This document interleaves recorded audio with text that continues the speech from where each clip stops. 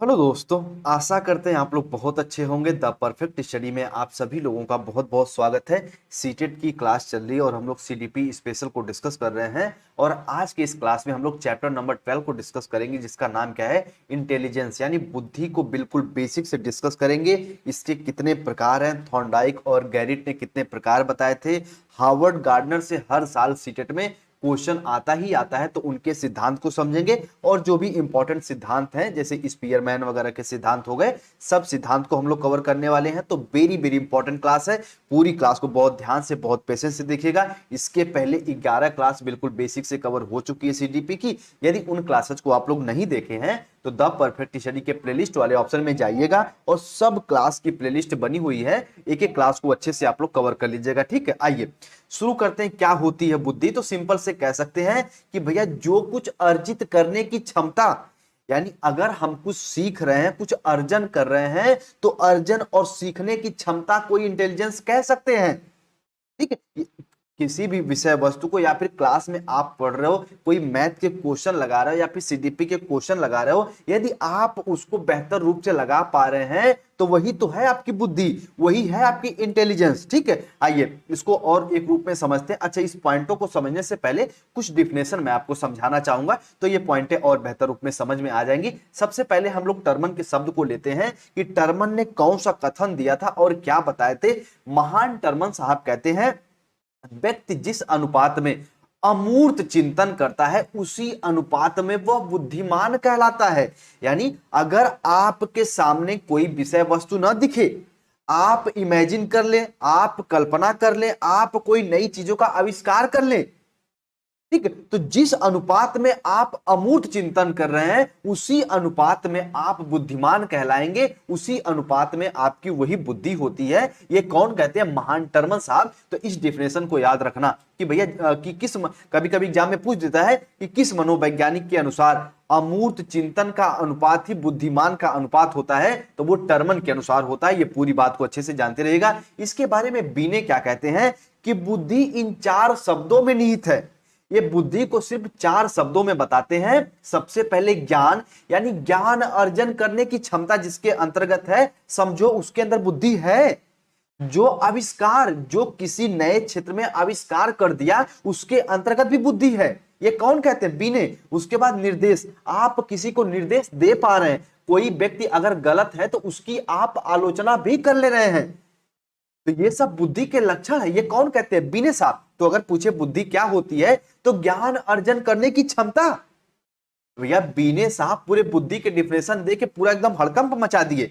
ये बोले कि भैया बुद्धि क्या होती है, तो ज्ञान अर्जन करने की क्षमता, आविष्कार करने की क्षमता, किसी को निर्देश, दिशा निर्देश देने की क्षमता। किसी, कोई व्यक्ति अगर गलत है तो उसकी आप भैया गलत मायने में आलोचना कर ले रहे हो, तो वो है बुद्धि, वो है इंटेलिजेंस। ये कहते हैं बीने साहब। इसी के बारे में गाल्टन साहब क्या कहते हैं? बुद्धि पहचानने तथा सीखने की प्रक्रिया है। बिल्कुल बात सही है। अगर आप लर्निंग प्रोसेस में है, सीखने की प्रक्रिया में है, और भैया एक तरीके से आप किसी विषय वस्तु को पहचान ले रहे हैं, आवश्यकता अनुसार अपने जीवन में ढाल ले रहे हैं, वही तो है इंटेलिजेंस, वही तो है बुद्धि। ये कौन कहता है? हमारे महान गाल्टन साहब। 3 डिफिनेशन इंपॉर्टेंट है। अगर यही आप यूपी टेट की क्लास पढ़ रहे होते, यूपी टेट की क्लास पढ़ रहे होते, तो यहां से सीधे सीधे इनका कोटेशन पूछ लेता है कि गाल्टन के अनुसार, ऑप्शन आपको आ जाएगा भैया, ऑप्शन में आपको तुरंत दिख जाएगा कि बुद्धि पहचानने तथा सीखने की प्रक्रिया है। ठीक। और कभी कभी एग्जाम में यह भी पूछ लेता है कि बुद्धि 4 शब्दों में निहित है। किसने बोला था? तो भैया बीने साहब ने बोले थे। जिस अनुपात में आप चिंतन करते हैं उसी अनुपात में आप बुद्धिमान कहलाते हैं। किसने बोला था? टर्मन साहब ने बोला था। और सीटेट में भी यहां से क्वेश्चन बनता है, बस इनके कोटेशन को आप लोग याद रखिएगा। ठीक है, आइए आप देखिए, एक एक पॉइंट को हम लोग समझेंगे, ताकि आप ना बुद्धि में आप एक तरीके से डिफरेंट कर रहे हैं, बुद्धि को और डीप में चल के समझ रहे हैं। ठीक है, आइए अब एक एक पॉइंट को समझिए। बुद्धि क्या होती है? तो बुद्धि एक ऐसी मानसिक तत्व है, हम बुद्धि को मानसिक तत्व कह सकते हैं, क्योंकि मानसिक प्रक्रिया से रिलेट है ना। तो जिसके कारण 2 बालक एक ही ढंग से तो पढ़ाए जाते हैं, लेकिन उनके समझने के स्तर में अंतर पाया जाता है, और वही अंतर क्या होता है? इंटेलिजेंस, वही बुद्धि होती है। जैसे मान लीजिए 2 बालक हैं, वो दोनों बालक को आप एज ए टीचर क बनाना सिखाए, कोई बालक सिर्फ इतना ही सीख के रह गया और कोई बालक तुरंत पूरा सीख गया, यानी उसके अंतर्गत बुद्धि का एक तरीके से अंतर है, डिफरेंट है। यही होता है हमारा इंटेलिजेंस, यही होती है हमारी बुद्धि। ठीक है, आइए, बुद्धि के कारण ही दो व्यक्तियों के स्मरण शक्ति यानी लर्निंग पावर में विभिन्नता दिखाई पड़ती है। बात बिल्कुल सही है, ऊपर वाली पॉइंट का ये तरीके से निचोड़ है ये कि अगर दो व्यक्ति हैं, किसके कारण, बुद्धि इंटेलिजेंस के कारण भी उनके जो मानसिक स्तर, सीखने का जो लेवल है, सीखने का स्तर है, उसमें अंतर पाया जाता है, डिफरेंट पाया जाता है। इस पॉइंट को भी अपने दिमाग में बना के रखिएगा, यहां से क्वेश्चन बनता है पेडागोजी से रिलेटेड। ठीक है, जितने की पॉइंट है सबको नोट करके लाए हैं। ठीक है, बुद्धि के कारण दो व्यक्ति एक ही समस्या को हल करने में अलग अलग योग्यताओं का प्रदर्शन करते हैं। किसके कारण, बुद्धि के कारण ही। ठीक, जैसे मान लीजिए यहाँ पे एक नदी बह रही है और यहां से आपको जाना है, बीच में बहुत धारा प्रवाह है।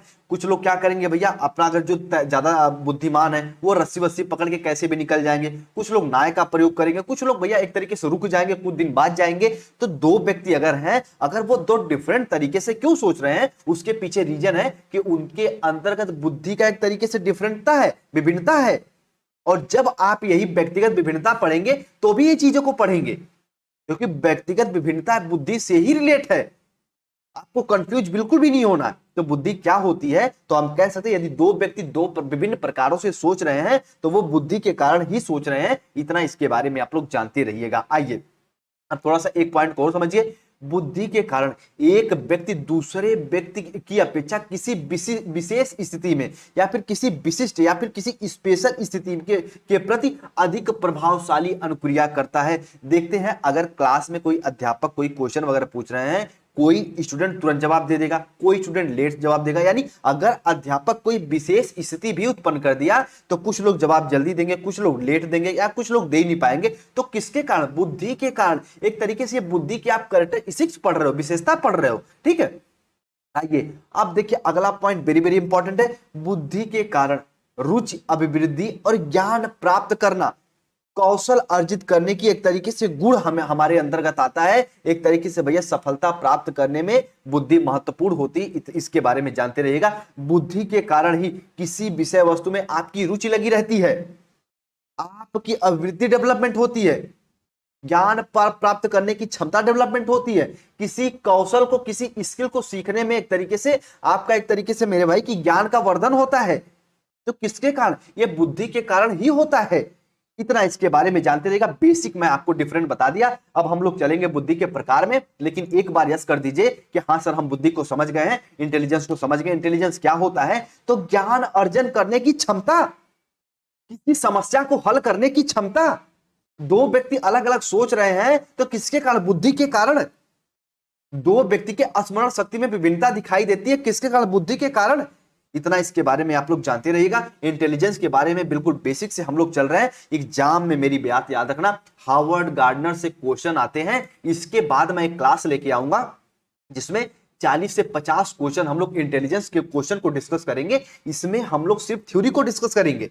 इसके बाद आने वाली क्लास में 40 से 50 क्वेश्चन में हम लोग सिर्फ बुद्धि को कवर करेंगे। यानी सीटेट में इंटेलिजेंस से जितने क्वेश्चन बन सकते हैं 40 से 50 क्वेश्चन में हम लोग उसको कवर करेंगे। आपको बिल्कुल परेशान नहीं होना है, द परफेक्ट स्टडी पे है, बीएड की तरह यहां पे भी मैं 100% आपके बिल्कुल साथ हूं। बस थोड़ा सा पेशेंस बना के रखा करिए, घबराया मत करिए, बस मैं ये कहना चाहता हूं। ठीक है, आइए बात करते हैं बुद्धि के प्रकार। ये तीनों पॉइंट आप समझ गए कि टर्मन क्या कहते हैं कि भैया जिस अनुपात में आप अमूर्त चिंतन करते हैं। अरे मैं आपको बताया ना कि अमूर्त चिंतन क्या होता है। जमीन पे बैठे हैं और गैलेक्सी के बारे में सोच रहे हैं कि पृथ्वी जैसा को और गोला होगा, उस पे भी लोग रह रहे होंगे, या फिर तरह तरह की चिंतन।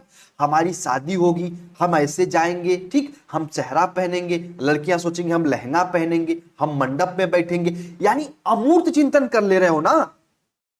2 साल का लड़का है, वो अमूर्त चिंतन कर पाएगा? नहीं। अब ऐसा नहीं कि उसके अंदर बुद्धि नहीं है, लेकिन बुद्धि का लेवल कम है।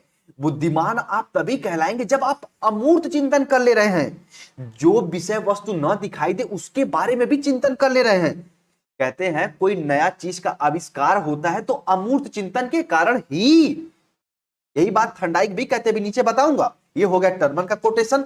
बिने के अनुसार बुद्धि 4 शब्दों से मिलकर बनी है, या फिर बुद्धि में 4 शब्द निहित हैं। ज्ञान, यानी हम अगर ज्ञान अर्जन कर रहे हैं तो बुद्धि के कारण ही। आविष्कार बुद्धि के कारण ही आविष्कार कर पा रहे हैं। निर्देश, किसी को दिशा निर्देश दे रहे हैं बुद्धि के कारण ही।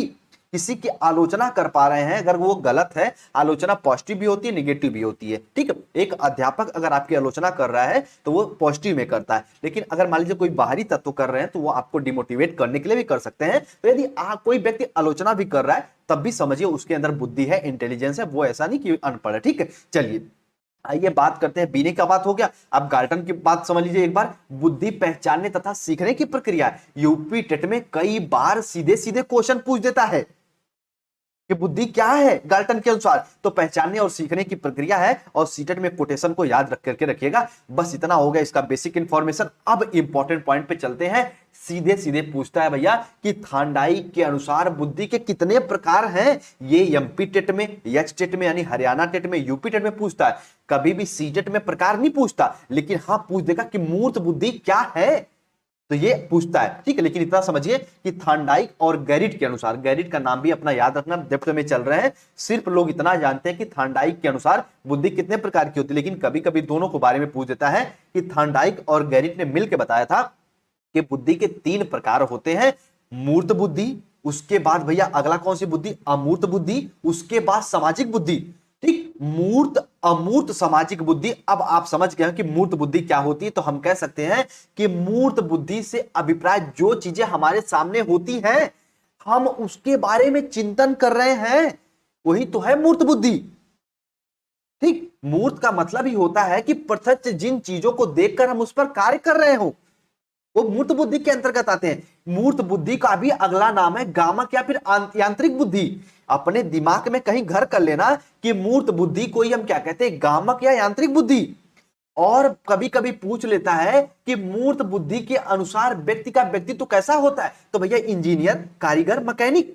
अगर किसी व्यक्ति में मूर्त बुद्धि का एक तरीके से वर्चस्व है तो वह व्यक्ति एक तरीके से इंजीनियर, कारीगर और मैकेनिक, और भैया डॉक्टर भी होते हैं। डॉक्टर को लेकर लोग थोड़ा सा विवाद में रहते हैं कि डॉक्टर मूर्त और अमूर्त में दोनों में आते हैं, ठीक। इतना इसके बारे में जानते रहिएगा कि मूर्त बुद्धि के अंतर्गत कौन आएंगे, इंजीनियर, कारीगर, मैकेनिक, यानी जो एक तरीके से जो किसी वस्तु को देखकर उस पर क्रिया करते हो वो मूर्त बुद्धि के अंतर्गत आते हैं। और समाज का प्रत्येक व्यक्ति के पास, अगर जिसका भी एक तरीके से सामान्य व्यक्ति है, उसमें मूर्त बुद्धि होती ही होती है। इतना इसके बारे में जानते रहिएगा। थांडाइक के अनुसार अगली बुद्धि कौन है, थांडाइक और गैरिट के अनुसार अमूर्त बुद्धि। तो कहोगे सर अमूर्त बुद्धि क्या होती है, तो जो बुद्धि हमें दिखाई नहीं देती, भावनाओं और विचारों से संबंधित होती है, इन्हें इसमें किताबी ज्ञान होता है, इसे हम कहते हैं अमूर्त बुद्धि। और अमूर्त बुद्धि जिसके अंतर्गत होती है वो कवि होते हैं, वो डॉक्टर होते हैं, वो चित्रकार होते हैं।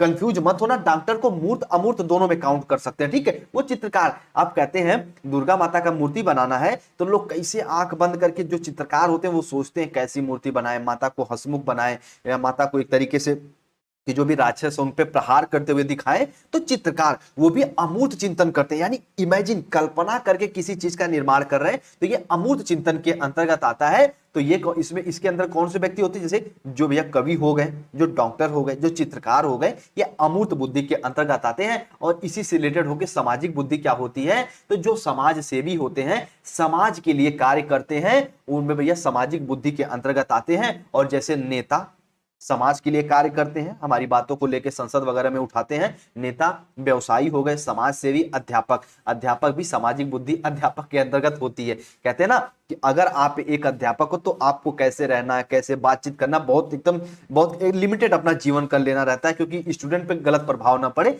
तो ये सब सामाजिक बुद्धि के अंतर्गत आते हैं, नेता, व्यवसायिक, समाज सेविक, अध्यापक, ठीक है। तो अब इसके बारे में आपको कंफ्यूज नहीं होना। बुद्धि के 3 प्रकार होते हैं, किस वैसे कई प्रकार होते हैं, लेकिन जो आपके एग्जाम के लिए इंपॉर्टेंट है वो ये है कि बुद्धि के प्रकार में थांडाइक और गैरिट के अनुसार बुद्धि 3 प्रकार की होती है। मूर्त बुद्धि, अमूर्त बुद्धि, सामाजिक बुद्धि, ठीक है। सामाजिक बुद्धि, मूर्त बुद्धि, जो चीजें हमारे सामने है अगर हम उस पर क्रिया कर रहे हैं तो समझिए कि भैया हमारे अंदर मूर्त बुद्धि का डेवलपमेंट है। और यदि जो वस्तु न दिखाई दे उसके बारे में हम चिंतन मनन करके कोई चीज लिख रहे हैं, बना रहे हैं, तो वो अमूर्त चिंतन के अंतर्गत आएगा। यदि हम समाज के प्रति झुकाव है, समाज का हेल्प करना चाहते हैं या फिर समाज से हमारा थोड़ा सा इमोशनल कनेक्शन है, तो वो कौन किसके अंतर्गत आएंगे, सामाजिक बुद्धि के अंतर्गत आएंगे। इतना जान गए भैया, इसके लिए इतना काफी है। अब हम लोग थोड़ा सा बुद्धि से संबंधित कुछ तथ्य को समझ लेते हैं। सीटेट एग्जाम के लिए वेरी वेरी इंपॉर्टेंट है, इसको अपने दिमाग में बना के रखिएगा। कुछ तत्व, सबसे पहले कि बुद्धि शब्द का प्रयोग किसने किया था, तो भैया फ्रांसीसी गाल्टन साहब ने किया था। कब किया था, 1885 में। स्क्रीनशॉट ले लीजिए, स्क्रीनशॉट ले लीजिए, वरना जो द परफेक्ट स्टडी का स्टूडेंट नोट्स लिए हैं उसमें सारी चीजें हैं कि 1885 में सर्वप्रथम बुद्धि का प्रयोग किसने किया था, तो भैया गाल्टन साहब ने किया था, बुद्धि इंटेलिजेंस शब्द का। उसके साथ साथ आपके कैटल ने भैया कौन सा एक तरीके से परीक्षण एवं मापक नामक पुस्तक का प्रकाशन किया था। कब किया था, 1890 में। ये सीटेट में नहीं पूछता, मैं साफ साफ बता देता हूं, ये पॉइंट सीटेट में नहीं पूछता, लेकिन अदर टेट एग्जाम में पूछ लिया। अगर पढ़ा रहे हैं तो इसको भी बता दे रहे हैं, यहाँ पे यहां पूछ देता है कि मानसिक परीक्षण एवं मापक नामक पुस्तक किसने दिया था, तो कैटल ने दिया था। कब दिया था, 1890 में दिया था। और कैटल ने ही सर्वप्रथम मानसिक परीक्षण शब्द का प्रयोग किया था। इसके बारे में इतना जानते रहिएगा और याद रखिएगा। 1905 में सबसे पहले बुद्धि परीक्षण बीने साइमन परीक्षण तैयार किया गया, इसके बारे में इतना भी आप लोग जानते रहिएगा। 1908 में अल्फ्रेड बीने ने मानसिक आयु शब्द का प्रयोग किया था। सबसे पहले जो हम लोग एक तरीके से फॉर्मूला पढ़ते हैं ना, मानसिक आयु अपॉन वास्तविक आयु इंटू 100, तो एक तरीके से वो यही होता है। वो मानसिक आयु शब्द का प्रयोग किसने किया था, तो भैया अल्फ्रेड बीने ने किया था। और ध्यान से मेरी बात को समझिएगा, 1912 में स्टर्न साहब, इनका नाम सब लोग भूल जाते हैं, कुहलमान, इन्होंने सबसे पहले बुद्धि लब्धि का सूत्र दिया। और इसी बुद्धि लब्धि के सूत्र में संशोधन करते हुए टर्मन साहब ने बाद में 1916 में एक तरीके से संशोधन करते हुए बुद्धि लब्धि का सूत्र दिया। और बुद्धि लब्धि का सूत्र क्या होता है, ये देख लीजिए, आपके सामने है। बुद्धि लब्धि बराबर मानसिक आयु अपान वास्तविक आयु इंटू 100 होता है। इसके बारे में इतना जानते रहिएगा। ये सूत्र किसने दिया था, तो टर्मन साहब ने दिया था। ये सूत्र किसने दिया था, तो तुरंत आपका भैया उत्तर आना चाहिए कि सर ये सूत्र टर्मन साहब ने दिए। ठीक है, एक तरीके से ये सूत्र टर्मन साहब दिए थे।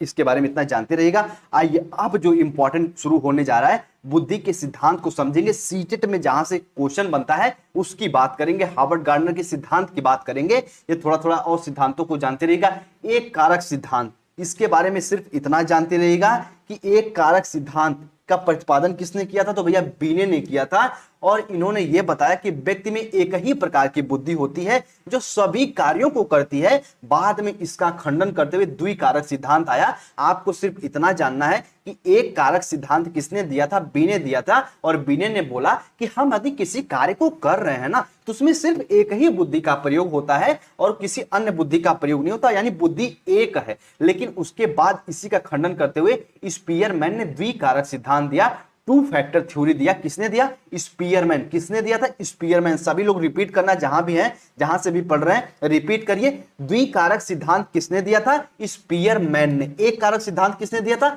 बीने ने दिया था। ठीक है, आइए। और स्पीयरमैन ने बताया था कि भैया बुद्धि दो तत्वों से मिलकर बनी है, जिसे हम जी फैक्टर यानी जनरल फैक्टर कहते हैं, उसके बाद एस फैक्टर यानी स्पेसिफिक फैक्टर कहते हैं। इतना इसके बारे में जानते रहेगा। यानी सामान्य तत्व और विशिष्ट तत्व। सामान्य तत्व हर दुनिया का कोई प्राणी है उसके अंतर्गत सामान्य तत्व होते ही होते हैं। मनुष्य अगर है तो उसे जनरल फैक्टर सामान्य तत्व होते हैं बुद्धि के। और हर व्यक्ति में सामान्य बुद्धि जन्मजात होती है और यह हर किसी में अलग अलग होती है।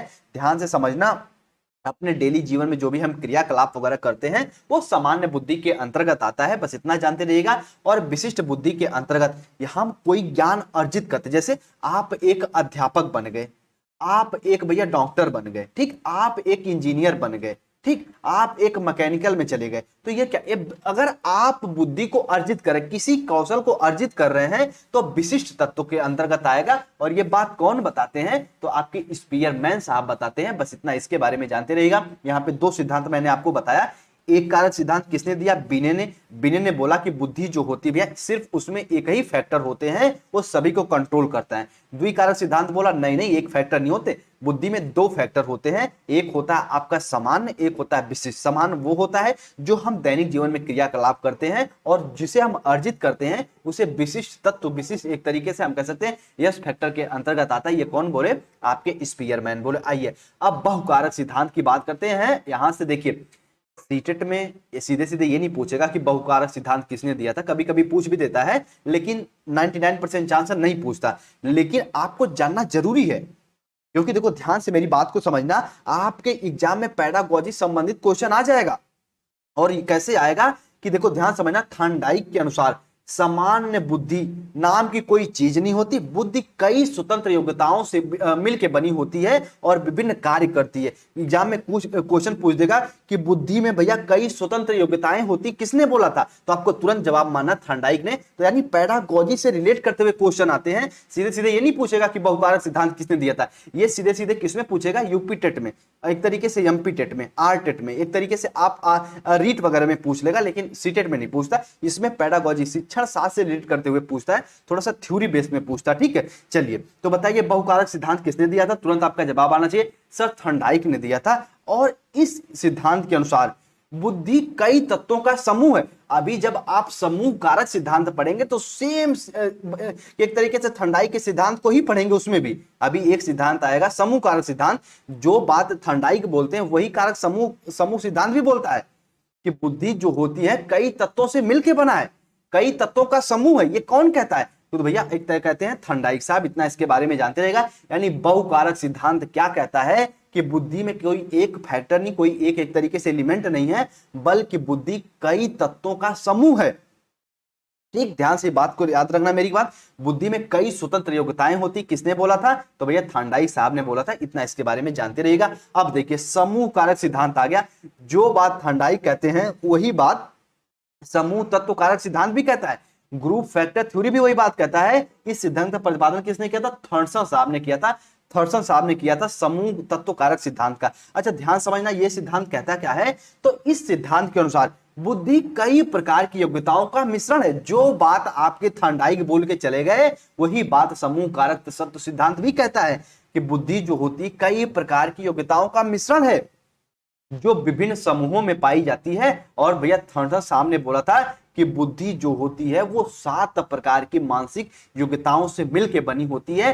सीटेट में क्वेश्चन पूछ देगा कि बुद्धि भैया की 7 प्रकार की मानसिक योग्यताओं से मिलकर बनी है, किसके अनुसार? तो थॉमसन के अनुसार महान मनोवैज्ञानिक है। और वो कौन कौन सी मानसिक योग्यताएं हैं? सबसे पहले प्राथमिक समझ, एक क्रम बाई क्रम जानिए। देखो सबसे पहले आपके अंतर्गत एक तरीके से प्राथमिक समझ डेवलप होगी, फिर संख्याओं की योग्यता, आप संख्याओं को चिन्हेंगे, फिर प्रत्यक्षीकरण गति, उसके बाद स्थान संबंधी गति, उसके बाद तर्क करेंगे, शब्द प्रवाह और स्मृति बाद में आपको याद हो जाएगा। और इन 7 को मिला के ही बुद्धि का निर्माण होता है। ये कौन कहते हैं? तो थॉमसन साहब कहते हैं। इसके बारे में इतना जानते रहिएगा। समूह कारक तत्व के बारे में, समूह कारक तत्व 7 प्रकार की मानसिक योग्यताओं से मिलकर बनी होती है। इसके बारे में बच्चे इतना जानते रहिएगा। अभी हम लोग हार्वर्ड गार्नर पे चलेंगे, जहां से सिर्फ और सिर्फ बुद्धि का अगर क्वेश्चन आता है तो हार्वर्ड गार्नर से ही आता है। अभी उसकी भी बात करेंगे। प्रतिदर्श सिद्धांत क्या होता है? सैंपलिंग थ्योरी, सिर्फ इसके बारे में जानते रहेगा। इस सिद्धांत के प्रतिपादन एक तरीके से जीएस थॉमसन साहब ने किए थे, प्रतिदर्श सिद्धांत का। और इस सिद्धांत के अनुसार समूह की योग्यताओं में परस्पर समानता पाई जाती है। यानी अगर आप किसी कार्य को समूह में कर रहे हैं तो उसमें एक तरीके से समानता, एक इक्वलिटी पाई जाती है। एक तरीके से व्यक्ति का प्रत्येक कार्य निश्चित योग्यताओं का एक तरीके से परिदर्श, एक तरीके से सैंपल होता है। ये कौन बोलते हैं? तो हमारे एक तरीके से जीएस थॉमसन साहब बोलते हैं। और प्रतिदर्श सिद्धांत किसने दिया था? तो थॉमसन साहब दिए थे। बस इसके बारे में इतना जानते रहिएगा। यहां से क्वेश्चन वगैरह नहीं आता, बस ऐड कर लिया गया है, क्योंकि आपके बुद्धि के सिद्धांत में ये भी काउंट किए जाते हैं। ठीक है, इस सिद्धांत में उन्होंने सामान्य कारकों को, व्यवहारिता को महत्व दिया। यानी जो आपके स्पीयरमैन ने सामान्य कारकों को बताया था, आपके एक तरीके से ये भी उसको महत्व देते हैं। कहते हैं हम अपने जीवन में जो भी व्यवहारिक कार्य करते हैं, एक तरीके से उसमें सामान्य कारकों का महत्व होता है। ये बोलते हैं हमारे थॉमसन साहब। इसके बारे में इतना आप लोग जानते रहिएगा।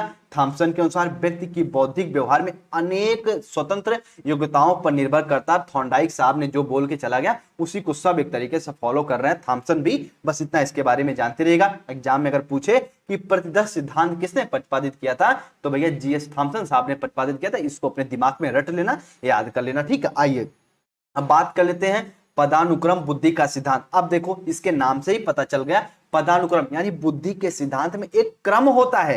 ये किसने बोला था? तो बर्ट बोले थे। एग्जाम में पूछ देगा कि भैया बुद्धि के सिद्धांत पे या फिर बुद्धि के निर्माण में एक क्रम, एक पैटर्न को फॉलो किया जाता है। ये किसने बोला था? तो ये बर्ट साहब ने बोला था। इनके अनुसार मानसिक योग्यताओं में सामान्य मानसिक योग्यताओं को सबसे अधिक महत्व दिया जाता है। अभी जब ऊपर आप स्पीयरमैन को पढ़े थे तो मैं आपको बताया था जी फैक्टर और एस फैक्टर। तो जो जी फैक्टर यानी जनरल फैक्टर है, सामान्य तत्व हैं, उनको ये भी महत्व देते हैं पदानुक्रम में।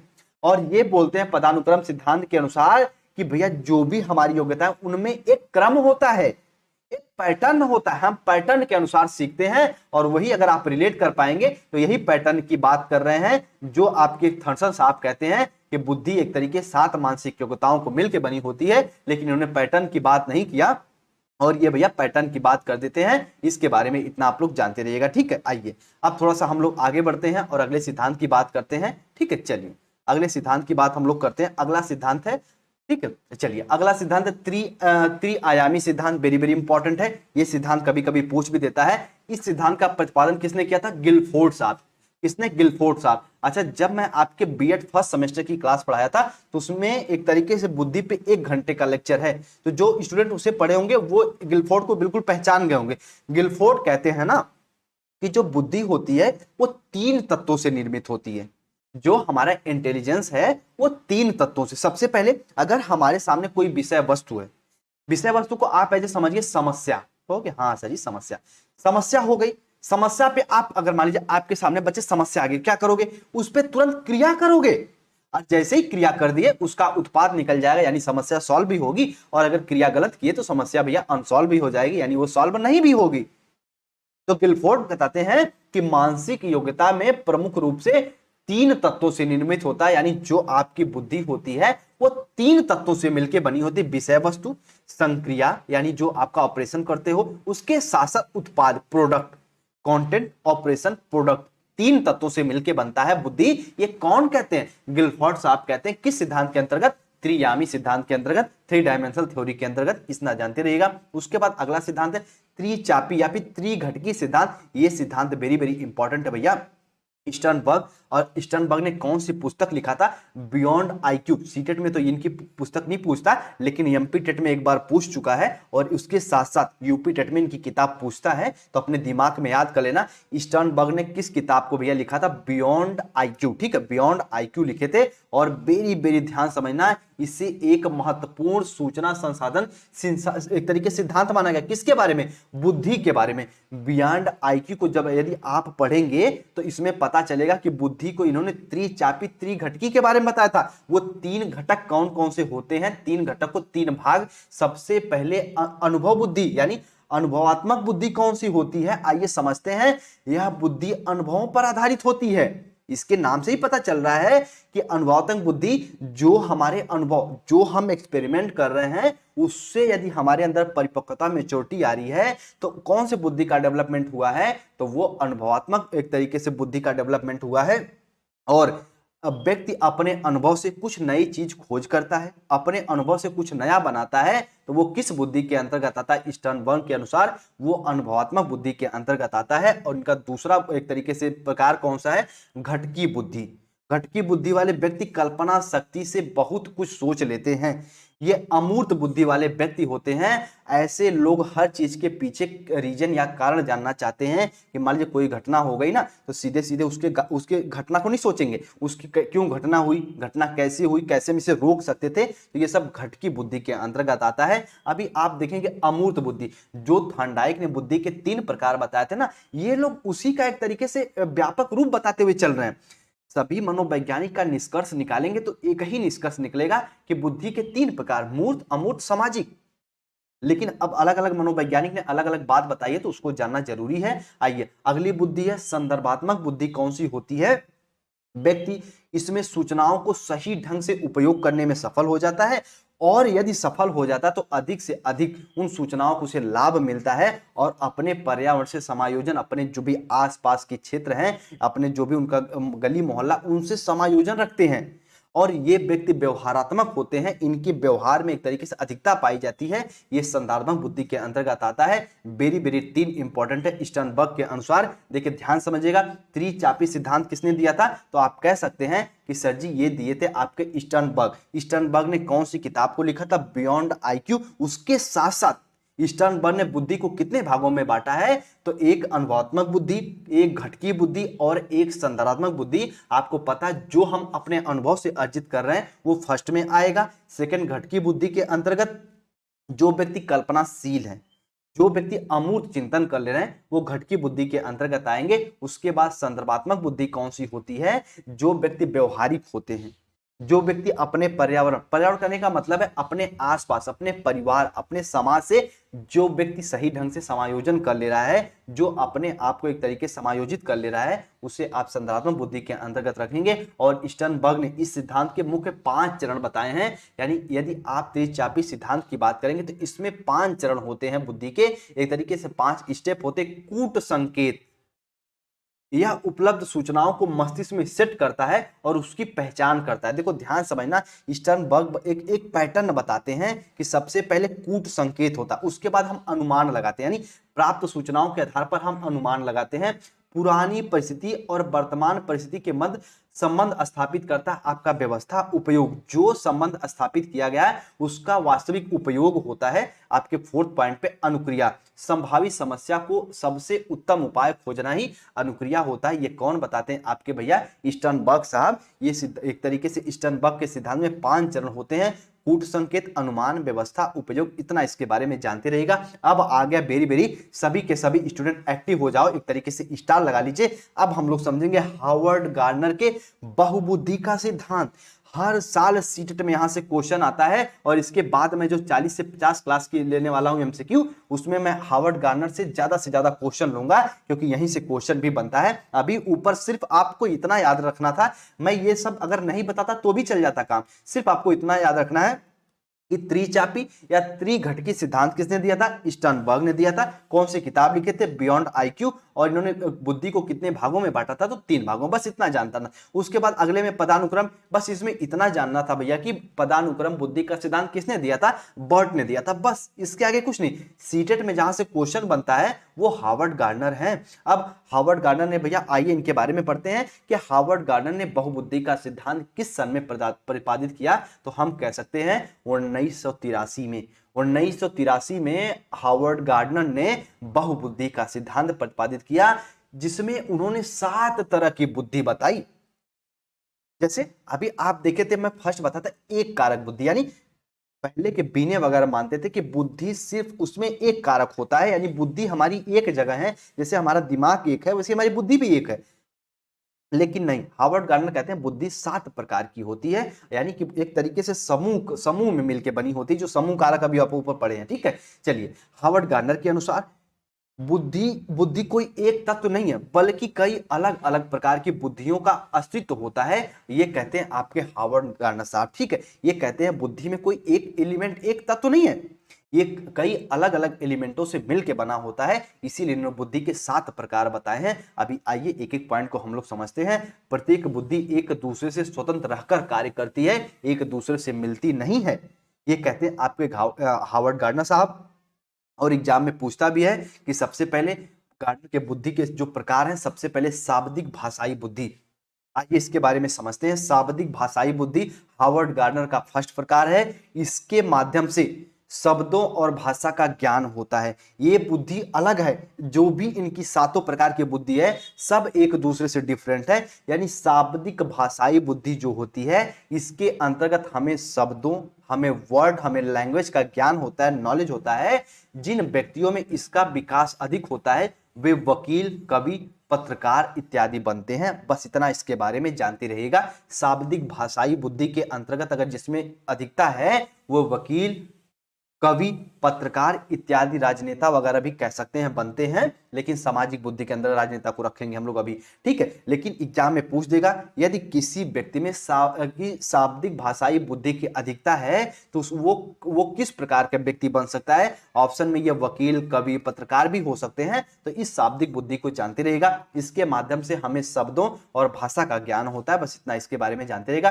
तार्किक गणितीय बुद्धि, इसमें तार्किक योग्यता, गणितीय संक्रिया अधिक होती है, और जिन व्यक्तियों में इसका विकास अधिक होता है वो अकाउंटेंट, बैंकर, साइंटिस्ट इत्यादि बनते हैं। इतना इनके सेकंड के प्रकार में जानते रहेगा। उसके बाद स्थानिक बुद्धि, यह बुद्धि जगह, अंतरिक्ष, मानसिक कल्पनाओं से संबंधित होती है। जिन बुद्धि में इनका विकास अधिक होता है वे मूर्तिकार, ठीक, वे मूर्तिकार होते हैं, चित्रकार होते हैं, ठीक है। इतना इसके बारे में जानते रहेगा। आर्किटेक्टर वगैरह होते हैं, इतना इसके बारे में जानते रहेगा। स्थानिक बुद्धि के अंतर्गत शारीरिक बुद्धि, शारीरिक गतिक बुद्धि कौन सी होती है, तो भैया शरीर को गति देने वाली बुद्धि।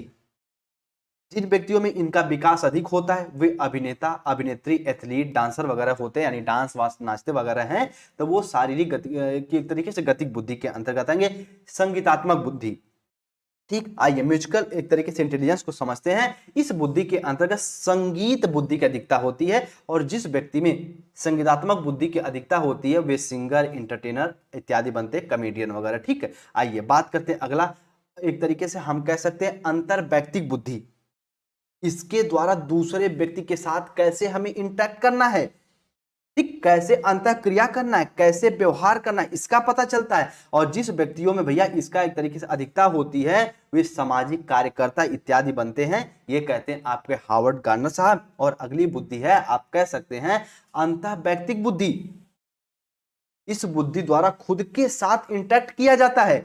जिन व्यक्तियों में इसका विकास अधिक होता है वे आध्यात्मिक गुरु बनते हैं, यानी जो अपने दिमाग को पढ़ रहा है, अपने एक तरीके से आत्मा को पहचान रहा है, खुद में लीन है, गौतम बुद्ध वगैरह, उसमें अंत व्यक्ति उनपे अंत की एक व्यक्तिक बुद्धि का अधिकतर था गौतम बुद्ध वगैरह में। इतना आप इसके बारे में जानते रहेगा। उसके बाद प्रकृतिवादी बुद्धि, हार्वर्ड गार्नर बताते हैं इस बुद्धि के व्यक्ति प्रकृति के नजदीक होते हैं, ठीक, और जिन व्यक्तियों में इनका विकास अधिक होता है वे किसान इत्यादि बनते हैं प्रकृतिवादी बुद्धि के अंतर्गत। और अगला और लास्ट है कि अस्तित्ववादी बुद्धि।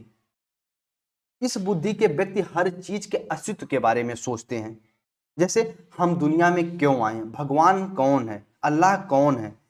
जिन व्यक्तियों में इनका विकास अधिक होता है वे साधु, संत और फिलोसफर इत्यादि बनते हैं, जैसे अरस्तु, प्लेटो, ठीक है। इस जितने भी इस तरीके दार्शनिक वगैरह हुए वो अस्तित्ववादी बुद्धि के अंतर्गत आते हैं। और इसी प्रकार हार्वर्ड गार्नर की जो बुद्धि के प्रकार हैं, सभी बुद्धि के प्रकार को आप लोग देख लिए, समझ लिए, और इसको अपने दिमाग में बैठा के रखिएगा। एक बार स्क्रीनशॉट ले लीजिएगा।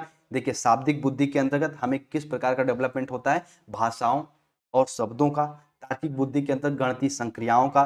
स्थानिक के अंतर्गत हम भैया जगहों के बारे में एक तरीके से ऑब्जर्व करते हैं। अंतरिक्ष, मानसिक कल्पनाएं करते हैं। जो एथलीट वगैरह होते हैं शारीरिक गतिबुद्धि उनमें अधिकता होती। संगीत में आपको पता है इंटरटेनर, सिंगर वगैरह आ जाते हैं। अंतर व्यक्तिक बुद्धि के अंतर्गत जो सामाजिक कार्यकर्ता होते हैं, ठीक है, उनको पता है कि दूसरों के साथ कब कैसे बिहेव करना है। अंतर व्यक्तिक, इसके अध्यात्म गुरु डेवलप होते हैं। एक तरीके से हम कह सकते हैं जो खुद में खोया रहे, प्रकृतिवादी जो प्रकृति के नजदीक हो, और अस्तित्ववादी जो साधु संत वगैरह बनते हैं, फिलोसफर वगैरह बनते हैं, जो किसी के बारे में, अस्तित्व के बारे में यानी चेतना कल्पना करते हैं। इतना इसके बारे में जानते रहिएगा। पूरा बुद्धि के जितने सिद्धांत हैं मेनली हम लोग उसको समझे हैं, बुद्धि के प्रकार को समझे हैं, ठीक है। इस प्रकार आपका इंटेलिजेंस समाप्त होता है। इसके बाद हम लोग व्यक्तिक विभिन्नता को समझेंगे। और व्यक्तिक विभिन्नता कुछ नहीं है, सिर्फ इतना जानते रहेगा कि व्यक्तिक विभिन्नता क्या होती है। तो दुनिया का कोई भी दो प्राणी एक जैसा नहीं सोच सकता है, एक जैसा नहीं बात कर सकता है, एक जैसा नहीं व्यवहार करता है। यही होता है भैया, हम कह सकते हैं कि व्यक्तिक विभिन्नता। आने वाली क्लास में उसको पढ़ेंगे। और बुद्धि से 40 से 50 क्वेश्चन लेके आने वाला हूं मैं। जितने भी क्वेश्चन बन सकते हैं उस क्वेश्चन को समझेंगे। एक बार यदि आप द परफेक्ट स्टडी पे नए हैं तो सब्सक्राइब करके जुड़ जाइए। यदि पहले से जुड़े तो अपने फ्रेंड सर्कल वगैरह में जरूर द परफेक्ट स्टडी को शेयर करिए। और टेलीग्राम से नहीं जुड़े तो जुड़ जाइए। हमसे कोई डाउट, कोई कंफ्यूजन हो तो आप लोग इस नंबर, एक तरीके से इंस्टाग्राम पे आप लोग कांटेक्ट कर सकते हो, कुछ भी हमसे डिस्कस कर सकते हैं, ठीक है। चलिए, हम जवाब देने का तो प्रयास करते ही करते हैं। आइए, आज की क्लास में हम लोग क्या पढ़ें, तो आपका तुरंत जवाब आना चाहिए, सर हम इंटेलिजेंस पढ़ें, हम बुद्धि को पढ़ें। तो बुद्धि क्या होती है, तो सीधे सीधे हम कह सकते हैं कि भैया अर्जन करने की क्षमता।